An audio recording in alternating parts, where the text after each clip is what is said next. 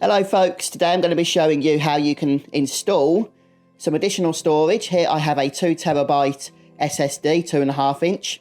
How you can install this into your Beelink Mini PC. So on the bottom you have just 4 screws you need to take out, which I've just done. And just be careful then when you lift the cover off here, because there is a ribbon cable that connects the 2.5 inch drive bay that you don't want to damage.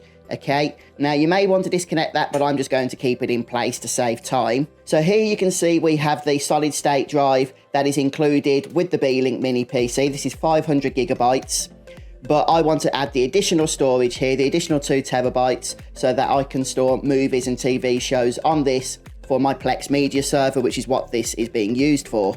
Now there are 2 screws here which we need to take out, and just under here we have the SATA and power connector for our 2.5 inch drive. So this smaller connection here is the SATA connector, this is for data, and then this is for power here, this larger one. So the smaller connection fits down here and the power connector goes into here. And it's just a case of pushing that into place.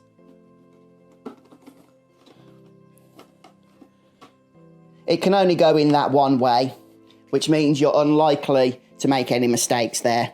And with the drive physically installed, we are going to reconnect the cover here. Pop those 2 screws back into place and then just flip this back over, and we're going to screw the base back down.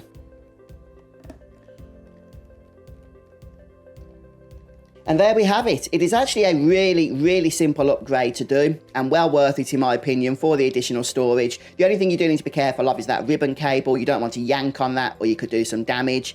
But otherwise, that's all there is to it. So thank you so much for watching. I hope the video helped.